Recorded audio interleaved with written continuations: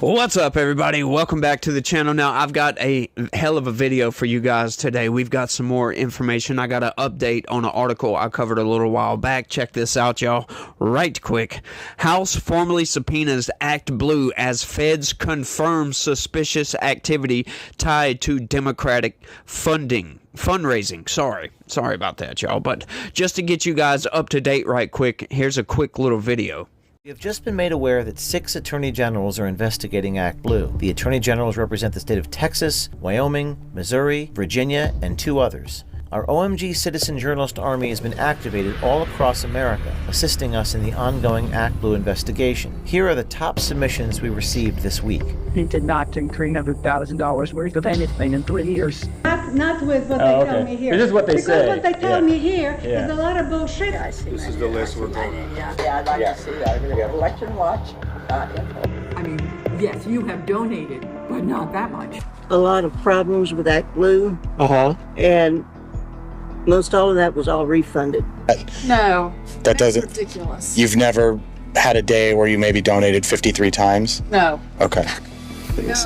not anything even remotely close to Wow. that. Okay, so some of these, did you approve them all? No, No, no. they think you won't notice it. Yeah, but she didn't donate to them. They just get the information from your credit card and pass it to the next person. And that's once you sign up with Act Blue, that's their tactic.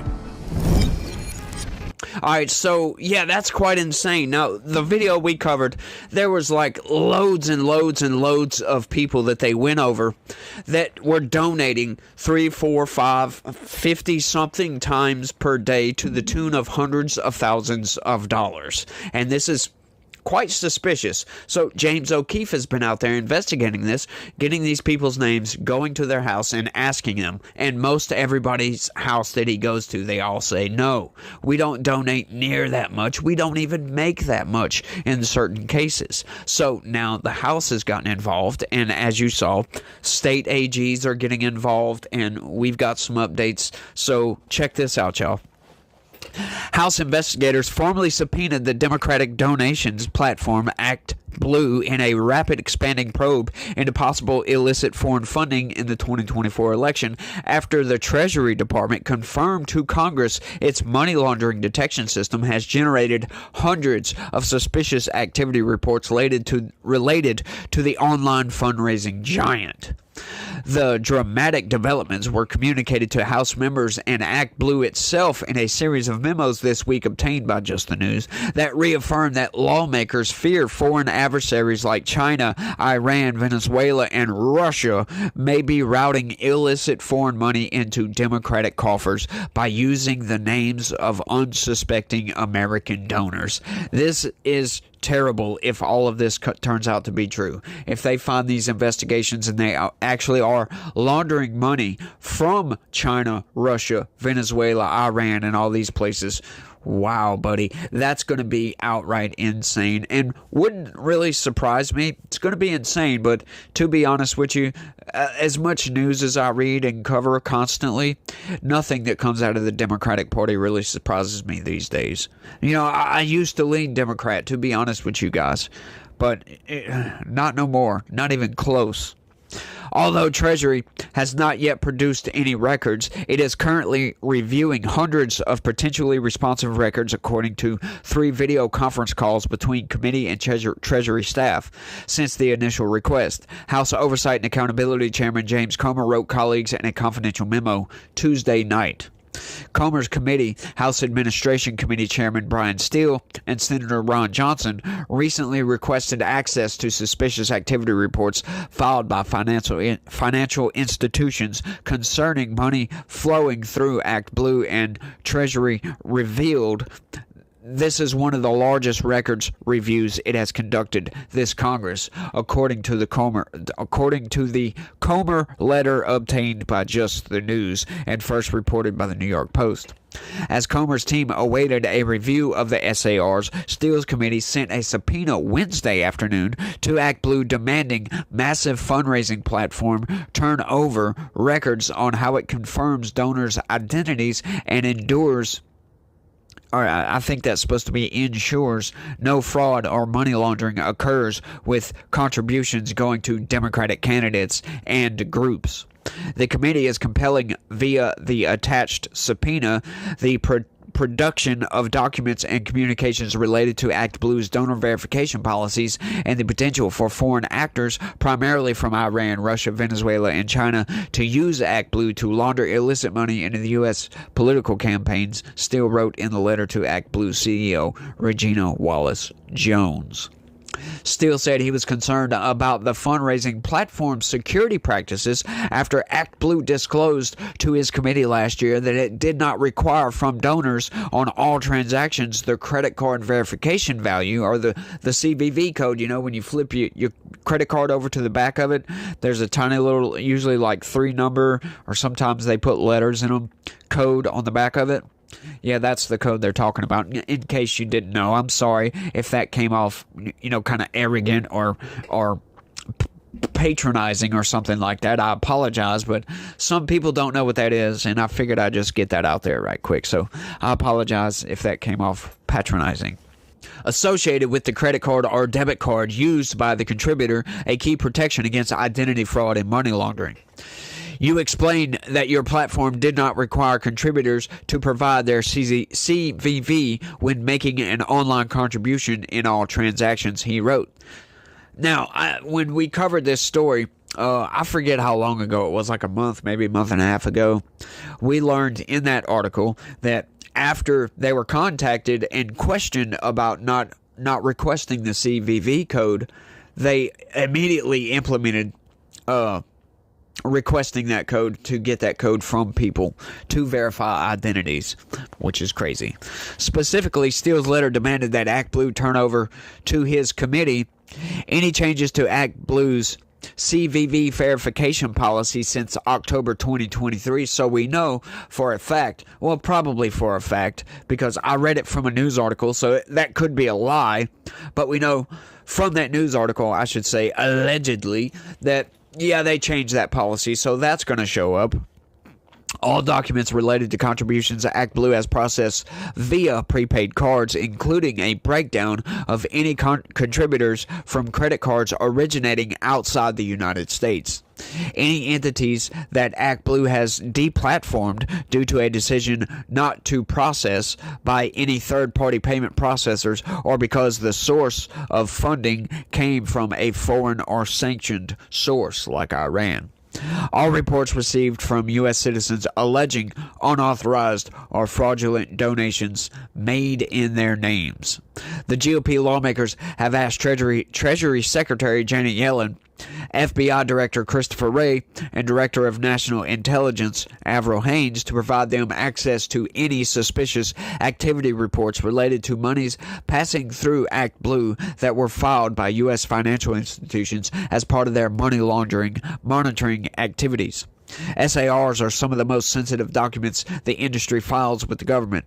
Federal law requires banks to file SARs no later than 30 days after the date of the initial detection of transactions that raised red flags, such as cash movements exceeding 10 grand and suspicious activity that might signal criminal activity like money laundering or tax evasion.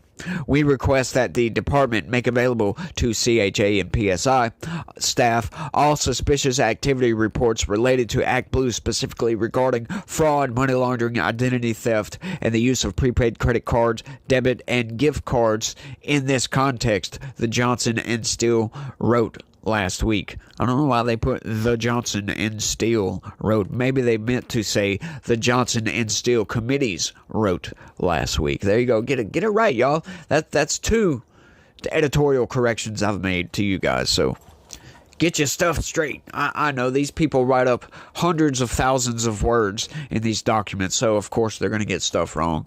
I get stuff wrong. By God.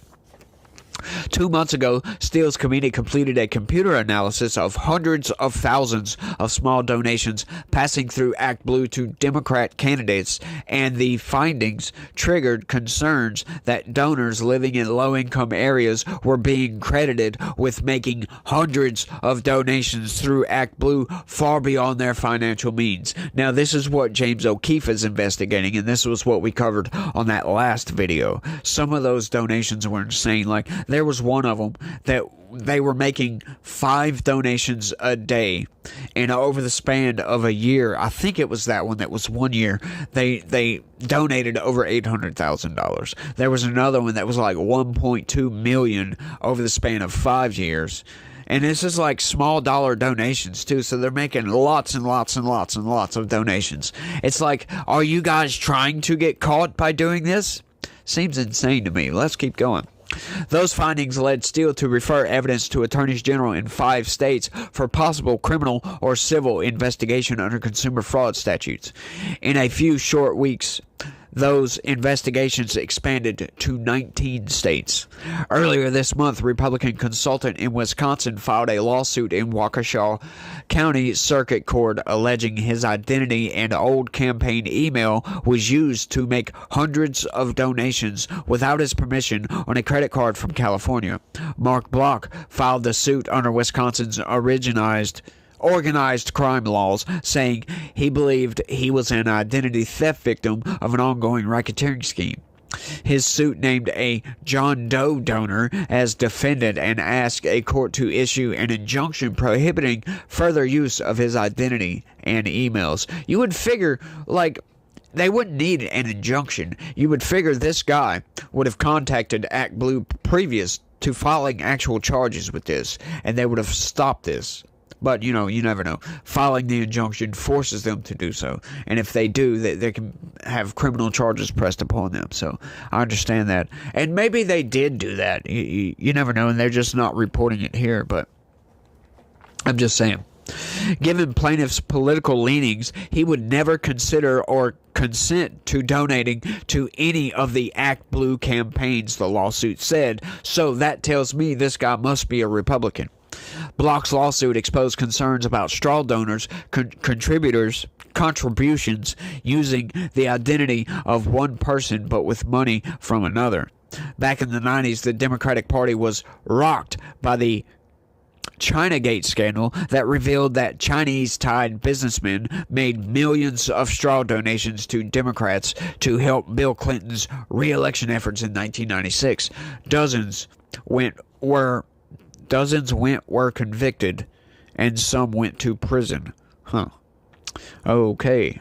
There we go. There we got another screw up there. That scandal occurred in an era before credit cards and online fundraising were permitted in federal elections, and it would require the source of the money to reimburse a donor willing to use their name to make the straw donation. So, we've got some significant, very, very serious investigations going on here, folks. This is crazy to find out that Act Blue is laundering money. Now, I'm not saying that's confirmed, but however, if you look at all the evidence, it appears that that's exactly what they're doing. Considering James O'Keefe's investigations and everything that we've seen, that would appear like that's what they're doing.